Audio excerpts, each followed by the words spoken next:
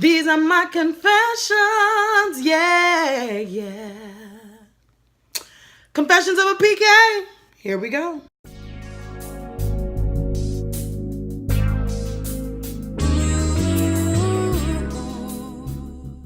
Hey y'all, it's Rye here with Rise Vibes TV, and today is Wednesday.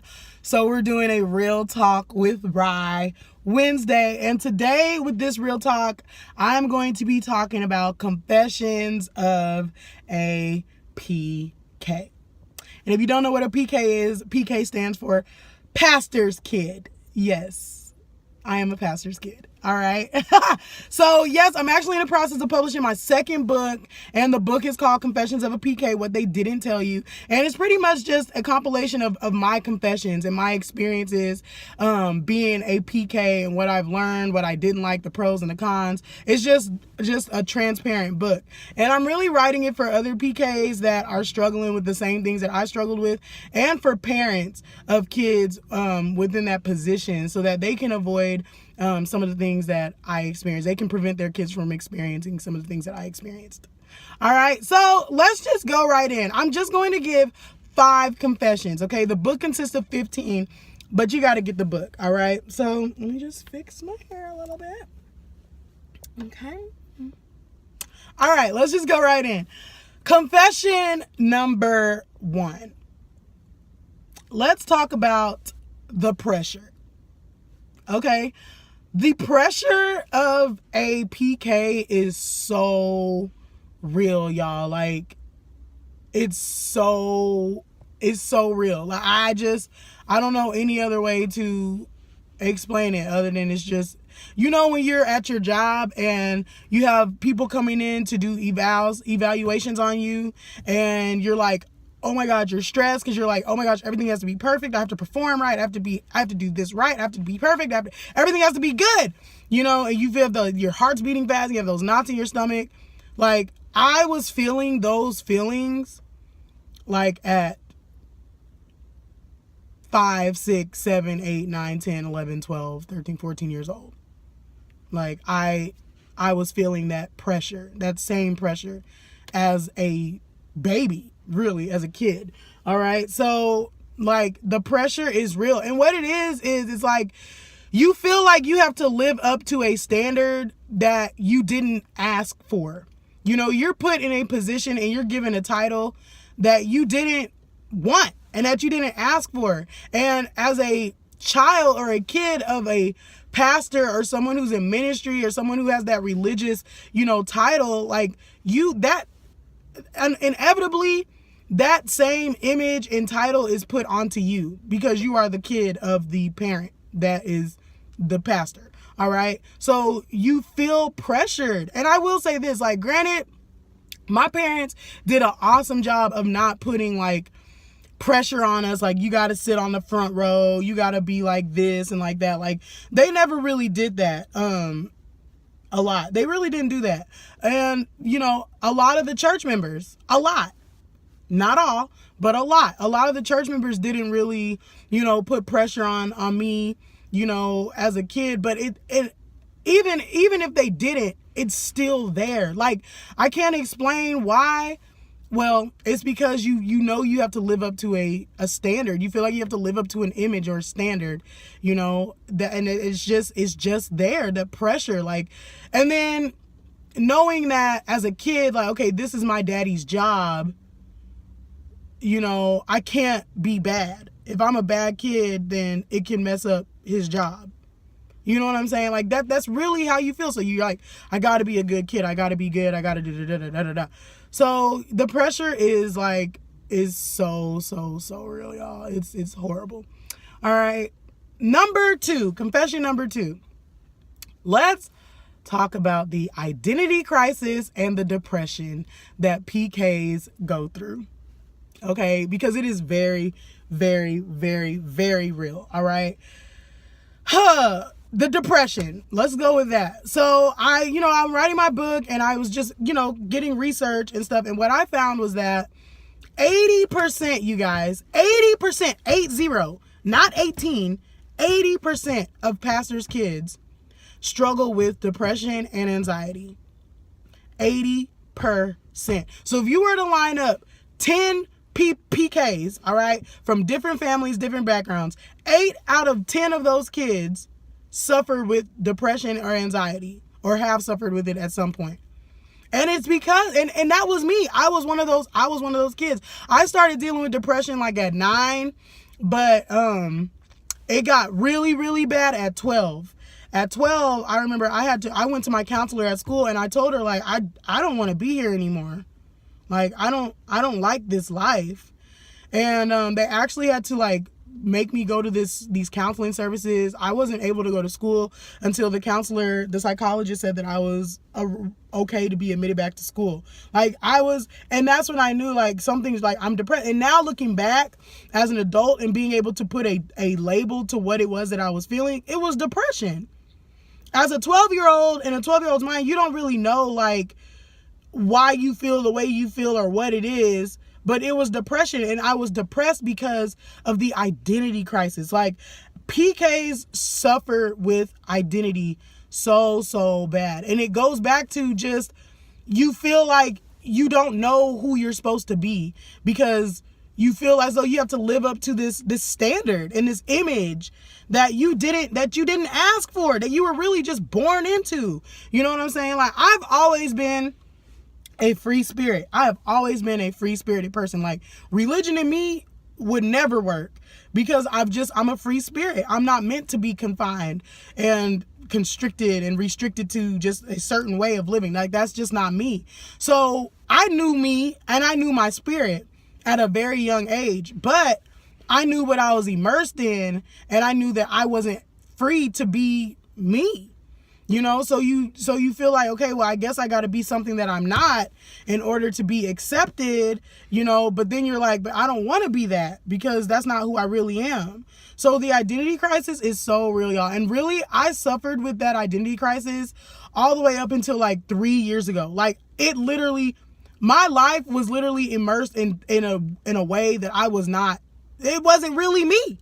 You know, I went to seminary and all that, y'all. I got married, all of that. My marriage, going to seminary, staying at my church as long as I did, that was all a part of the identity crisis. Me trying to be something that I'm not, as a way to feel accepted from, and to feel like I'm living up to that standard and that image of a PK, of a good pastor's kid. Okay, so the depression and the identity crisis is real. And if you are a PK, let me just pause. If you are a PK, I want you to go ahead and comment down below. Comment down below if you are able to relate, and if you understand and relate to what these confessions, like, I know I'm not alone in this, and I know that there's other PKs that have struggled with these things. So go ahead and comment down below your experiences, and we can just share that and talk with each other about that. But yeah, the identity crisis and the depression is real. Number 3, confession number 3. Oh, the stereotypes. Oh my gosh, y'all. I hate with a passion, to this day, the stereotype of PKs. Like, there are 2 extremes, and y'all know this. Either you are the rebellious, wild, gone off on the deep end PK, or you are the Priscilla Shire, Sarah Jakes Roberts, follow in your daddy or mama's footsteps PK. There's no room for you to just be you.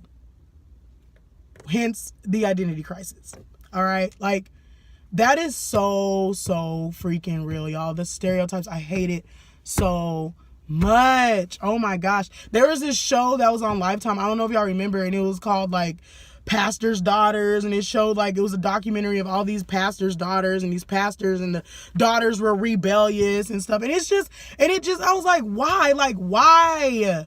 Why does it have to be either you're rebellious or either you're in your father or mother's shadow? Like, why can't you just be you? We are not afforded the opportunity to just be us, damn it. Like, we're just not, you know? And even me, I still deal with this because, like, I recently, about 2 years ago, 3 years ago, I started to discover myself. After my divorce, I was like, I got to find myself. I went to therapy, and my therapist was like, it's the life that you grew up in. Like, the household and the lifestyle that you were a part of did not afford you the ability to have your own voice and be your own person and walk boldly and confidently in who you are and be sure of who you are. It didn't afford you that opportunity. So you got to find yourself. So I started to find myself and just discover who I am. And I left my church, my dad's church. And y'all, like, people still to this day are like, Ryan's gone off to the deep end. Oh,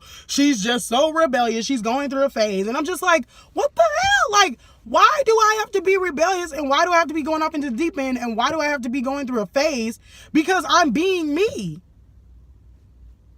Like, you're not going through a phase and you're not rebelling and you're not this going off on the deep end person when you have discovered and found you, right?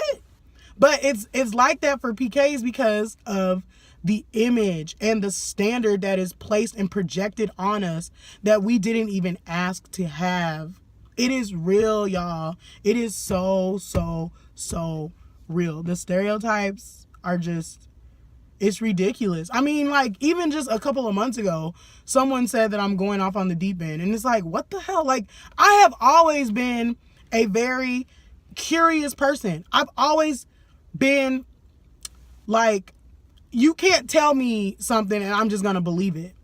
I will always question stuff. I've always been inquisitive. I've always wanted to research and see for myself. I've always been open to other things. I have this Muslim friend when I was like 9 or 10. She was a neighbor and I remember she wear those things and I was like, oh, that's cool. And she invited me to the mosque and I wanted to go. But I couldn't go. I wasn't afforded the opportunity to just discover other, you know, religions and spiritual paths and walks of life. Like, you're not afforded that opportunity. And you're put into a box of what it is that you're supposed to be. And if you are not that, and if you do not live within that box and that parameter, then you are a rebellious person. And it's like, no, like, I'm just me. So yeah, the stereotypes. Number 4, and y'all, this irks the living, all of it irks the shit out of me, but this really, really, really irks me. And I hope y'all are watching, if you're one of these people, and you know who you are. I won't mention your names, but y'all know who you are, all right? Let's talk about the nosy damn Nancys. Oh my gosh, like, as a PK, people feel like they are entitled to access into your life. They feel entitled to know all of your business. They feel entitled to your freaking life. It's like, so, and y'all, it was like this as a kid. Like, people would just be nosy. It's pure nosiness. It's nosiness. And they feel like, see, and for me, like, all I've known is PK life, okay? I've never known my dad as just normal, like just not a pastor. You know, I've never seen him work like a real estate job or a business corporation. Like, he's always been a pastor. My mom's always been a pastor's wife.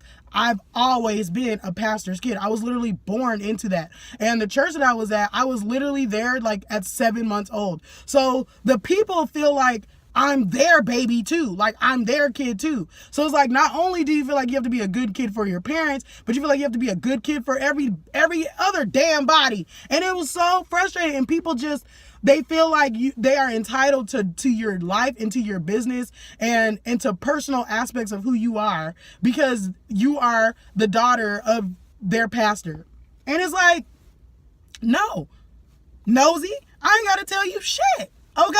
It's none of your business. And that was something that I dealt with, and I think I still kind of deal with it a little bit. I'm starting to let people know, like, mind your damn business. But, like, I dealt with this all the way up till I was, like, 26-year-old. Let me tell y'all a story. And I'm not going to mention anybody's name, but if you're watching this, you know who you are. And you know that BS was uncalled for. So, I went to New Orleans with Big Mike, and we had just started dating.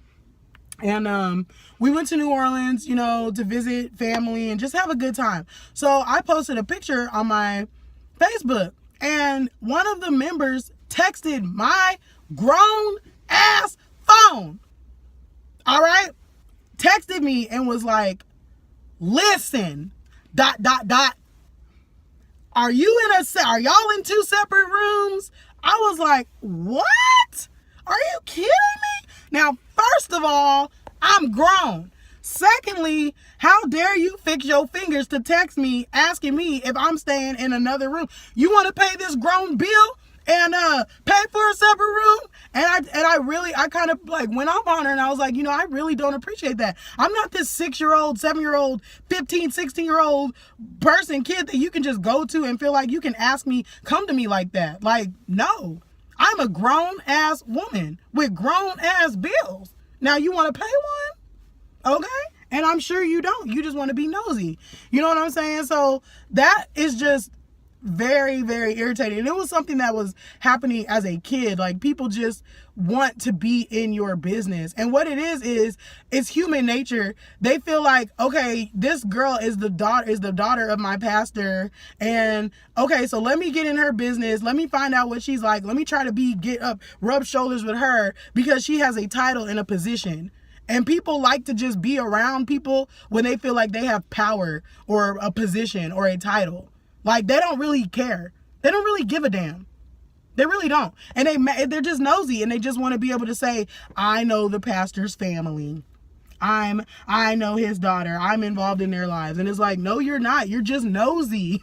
And they mask that with concern. And that's just something that irritates me about church folk mentality. Not church people that go to church, because I go to church. There's a difference. There's a difference between people that go to church to really fellowship and be around like-minded people and love God and all that, and then people who are just there to just be nosy, hence church folk. But what irritates me is just the lack of minding your own damn business. Church folk do not know how to mind their own business. See, I don't care what people do. I don't care. I just don't. Like, I'm not worried about what you're doing, where you're going, what your plans. I don't give a damn. Why? Because I'm so concerned in just creating and maintaining my own happiness and my own life. But within church, with church folk, it's like they feel like they have to know what you're doing. Like, no, mind your damn business. Mind your damn business. All right? In the name of Jesus, mind your business. Okay? So, confession number 5, and this is the last confession. You grow and you learn and you accept. And it is beautiful.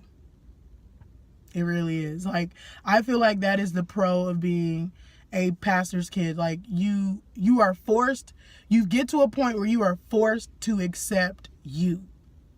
Like, wholeheartedly accept your damn self and love who you are and be okay with who you are and know that God is okay with who you are. You know what I'm saying? And it's just about you and God. Like, and you learn to have your own voice and walk confidently and boldly in that. And you accept it.